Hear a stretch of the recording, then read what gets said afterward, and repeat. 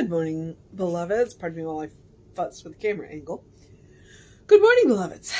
Yes, I did get up and go for a walk. Yesterday I did not because it was 18 degrees with a feels like of 7. Today it was 18 degrees with a feels like of 18. And it's supposed to get up into the 40s today. So I also get to go to work. But they did delay our opening until 11 just to make sure, hopefully that it'll be above freezing. And it may or may not be. But by then, the sun will be up. Hopefully the roads will be, not that I have far to go, but some of our customers do come a ways. So they wanted to make sure that everybody was safe. So, yeah, so that's what's going on. And it was interesting, because I walked outside a couple of times yesterday. It's just really cold. And when we went out on Monday, it was cold. It's like, I didn't think to wear a scarf. And so we were like, so do we wear a scarf? No, you know what we did? We dug out our old masks that we bought during, COVID times when everybody was wearing masks that we bought at the running stores because they cover, and we wore those. And it helped from two perspectives. One, kept the face warm. And two, for me, it was like a mini humidifier. So it was great. I was like, I need to do this more often. So, and yesterday we had a really long one, and today we have a kind of short one, which is a good thing. So, all right, it is January 17th. Our title is Be Not Afraid. Our author is Barbara L. Wolfe from Be Not Afraid, 1988. This is from Divine Science, and she does start with a quote from Timothy. God hath not given us the spirit of fear, but of power and of love and of a sound mind. That's 2 Timothy 1:7. God hath not given us the spirit of fear. If fear is not a gift of God, where does it come? Whence does it come? And why do we accept it as a reality? In the Old Testament and also in the New, there are hundreds of verses which tell us in many ways, fear not, be not afraid, take courage, God is here. Let us give some time each day to a quiet thought, to deep meditation upon some of these comforting and strengthening words from the Bible. We claim the power and the love and the sound mind which we are promised as gifts of God, ours now. All right, she doesn't have a whole lot to say. And I do realize one of the things that I do is I gender neutral, but I also try, and I didn't catch myself in time. Reverend Norm said we are not allowed to call the Jewish Testament the Old Testament. It's disrespectful to the Jewish Testament. So what we do is we call instead of calling it the Old Testament and the New Testament, we call it the Jewish Testament and the Christian Testament. So,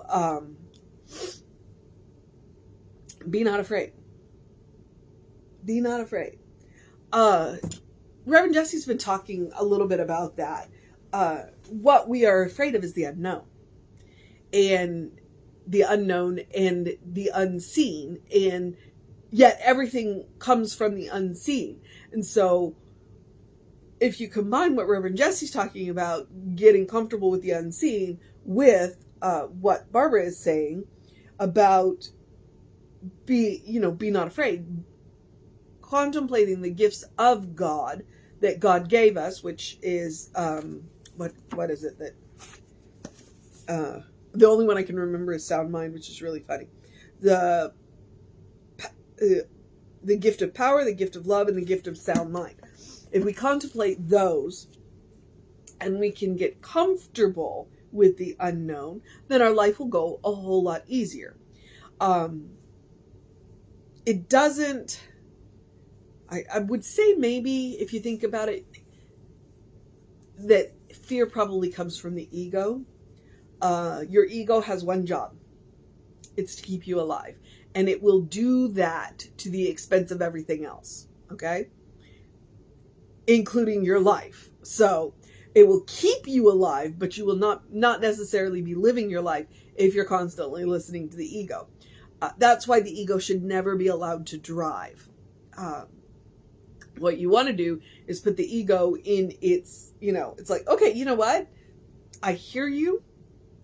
I see what you're coming from. Thank you very much for the information. I will take it from here. That's what you do for the ego. And you let it sit in maybe the passenger seat, but maybe you don't even want it in the passenger seat. Maybe you want it to sit in the back seat.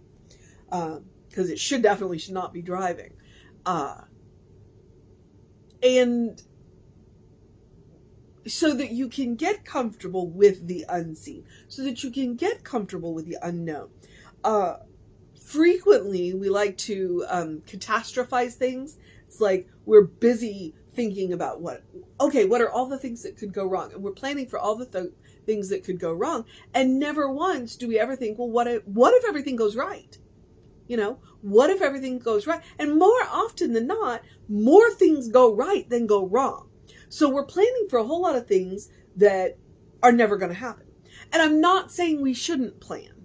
I'm not saying we shouldn't plan. I'm not saying we shouldn't have backup plans. I mean, how many weddings have you been to that were outdoors and it rained?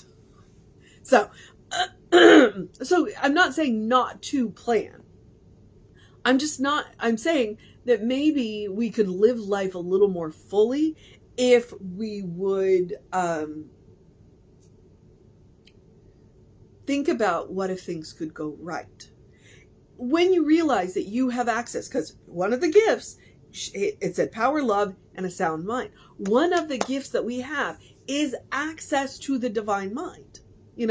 We are an individualized center in the divine mind, which means we have access to the divine mind. So when things are happening around us, be they good or not, or just indifferent, we have access to that divine mind and we can say, hey, you know what? Let me think about this. What's going on here? What do I need to do about this? And we can have solutions that maybe we wouldn't necessarily have come up with, except we went to the divine mind. Now, how do we go to the divine mind? 1, treatment, prayer, meditation. We like to say the treatment is when you talk to God and meditation is when you listen. But we can also just simply start with the fact of what could go right. What could go right? And it really is about getting comfortable with the unknown. Getting comfortable not knowing everything down to the finest detail.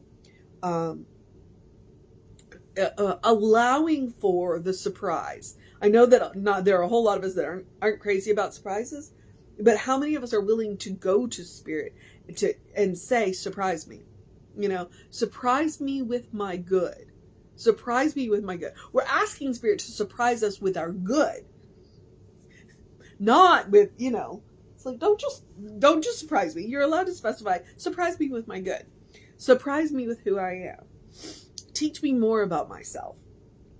And the more we know about ourselves, and the more we come to trust, who we are, which is, by the way, beloved children of God.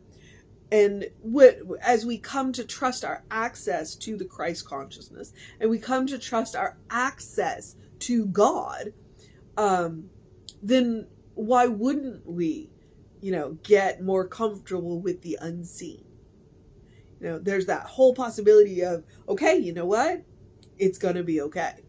And that's one of those things, even in the midst of if you can say, in the end, it's going to be okay, then it makes it easier to get through what you're dealing with now. To know that it's not always going to be like this, that it will get better. So, I can feel the sparks coming off the cat. So, all right, be not afraid. It does take practice. It does take practice. It takes practice. It takes knowing who you are. It takes regular spiritual practice.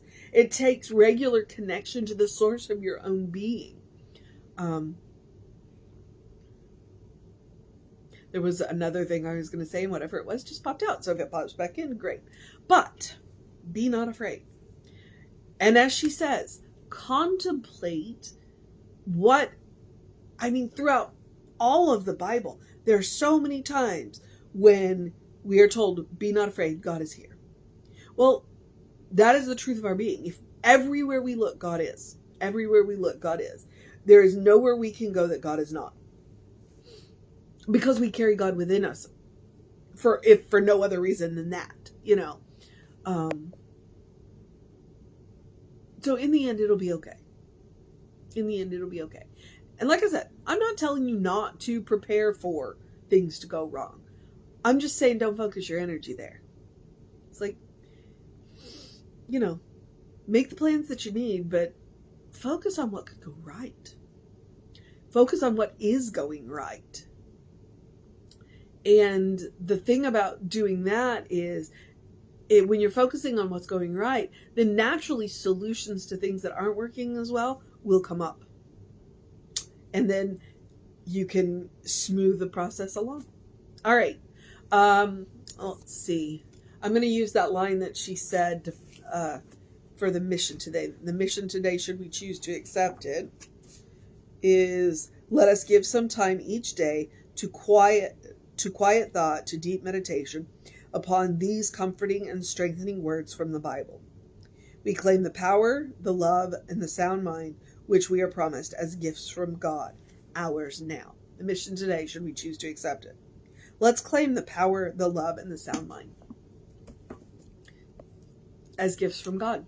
Let's spend a little bit of time every day with God, with Spirit, and claim those.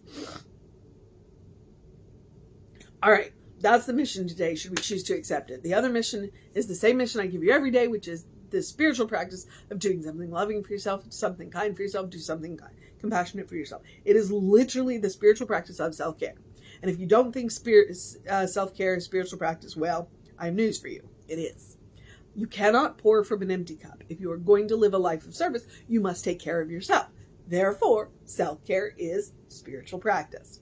All right, what do I mean by something loving, something kind, something compassionate? Be it one thing, be it three things, be it all things. Because in the end, that is the goal, to make everything that we do for ourselves and others loving, kind, and compassionate, especially the hard stuff. Especially the hard stuff. The jumping off points that I like to give you, to take a deep breath before you speak. It is easier not to say it than to take words back you didn't mean. Okay? Especially to yourself. It is self-talk that sent me into therapy one time. I heard the way I was talking to myself and I went, this is not okay. All right? So there's that. I also want to remind you, take a walk, take a nap, take a break. Okay? Take a walk. Get the blood moving. Get the body moving. Get the oxygen flowing. Take a nap. None of us get enough rest. As evidenced by the fact that yesterday I did stuff in the morning. We're working on a closet and I went through a box and I was like, I had a paper from high school that I was holding on to. Why was I holding on to it? Because I did a lot of work to create that thing. Do I still need it? No. Can I not look up the periodic table on the internet? Yeah. I let that thing go. But towards later in the afternoon, I sat down and I was goofing off on the computer and I was watching something on TV. I was watching an Expedition Unknown on TV and I drifted off for over an hour and I went, yeah, that's how I know I'm not getting enough sleep. If I can just drift off in the middle of the day without even intending to take a nap, take a nap. Take a break. Sometimes when we get stuck on things, what we need to do is to walk away and do something else and come back with a fresh perspective. Take a walk, take a nap, take a break. There are hundreds of other things that you can do that are loving, kind, and compassionate for yourself. So I'm just giving you jumping off points. Feel free to throw in the comments loving, kind, and compassionate things that you do for yourself as suggestions to anybody else that might be watching. All right. I also want to remind you, one of my other loving, kind, and compassionate things that I say is to eat dessert first. I do literally mean that. I do believe chocolate is the first step to fixing anything. But it also means, because it's metaphorical, if you've been around Reverend Jesse for any time, you know everything's a metaphor. Don't save the good stuff. Frequently we save things for a special occasion and then either the special occasion never comes or the people we want to share the special occasion with aren't available because they're no longer with us or just because, we're all busy. Don't wait for a special occasion. Make the occasion special. All right. I also want to remind you that joy is a quality of God. Therefore, joy is a quality of you because you are made of God's stuff. No matter what is going on in the world, no matter what is going on in your life, you still deserve joy. So please make room for joy. All right? Make room for joy. Whatever that looks like for you. Okay. All right. I have easy joys because I have 5 little fur, 4-leggeds with fur that are always doing goofy stuff that I thoroughly enjoy and bring me joy. So I hope you have something in your life that does that for you. All right. Where was I? The rest of the suggestions. Basic self-care. Do something to engage your mind and your body. I know it's literally below freezing out there, but still, you don't have to go out into it. You can do it in the house. Engage your mind and your body. Drink plenty of water. You know how I feel about hydration. Super important. Very, very, very important. Especially in the colder weather. Your brain works better, your body works better, your skin looks better when you are well hydrated. Drink plenty of water. It can include, tea. That's still water. Coffee, don't get too high on the caffeine, but hydrate, because caffeine is a little dehydrating. So I like herbal tea. There, in the middle of the day, I was like, my hands got cold, and I was like, oh, so I went and made myself a cup of ginger tea. And it was spicy, and I was like, ooh, this is a little spicier than I expected. So, all right. Get that early in your day bright light. It was very nice to be out in the sun. Yeah, it was cold because it's below freezing. I'm not used to that. It doesn't get below freezing here very often. Not very often. But it was nice to to feel the sun on the parts of my face that the sun could reach. Because, yeah, I was pretty well covered. But it was nice to have, to get that sun. To reset those hormones. And so if you need more support, if you can't get out between 7 and 9, if you live where it is below freezing or it's cloudy day, artificial light will work too. And if you need more support than the light your house is giving you, get that, you can Google seasonal effect disorder light or sun lamps. Same thing. They are the perfect UV ray that helps to stimulate that circadian rhythm. All right. And then I'm going to give you my Ernest Holmes quote. Open the windows of your soul. Allow the breath of heaven to remind you you do live in heaven. It's all around us all the time. And I'm just, yeah. I'm making a mess of my quote because I'm thinking of a Milton quote that I just saw about the mind. That the mind can make heaven, make a heaven of hell or a hell of heaven. So, it is what that quote, what both Milton and Ernest are telling us, is that heaven is a mindset.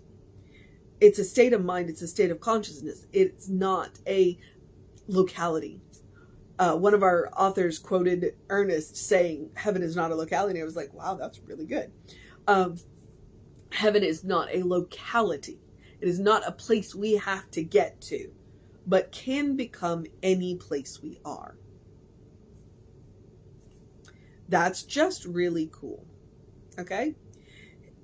God, everything is made of God stuff. And when you learn to create that heavenly mindset, then any place can become heaven. As the Milton quote said, you can make heaven and hell. You can make, and it is up to you. It is up to you. Ernest has a book called that. I keep thinking I'm going to read another one of Ernest's little books, and that's the one I keep leaning on. I just haven't done it yet. So, all right. It means I need to get on that. Okay. Yeah. And you can always take Emma Curtis Hopkins' advice. Look for the good and praise it. Fastest way to create that heavenly mindset is gratitude. Look for the little goods that add up to the big goods. Because the little goods are easier to find. If we spend all of our time looking for the big goods, 1, we'll probably be disappointed. And 2, we're going to overlook all the little good that adds up to the big good. So start there. All right.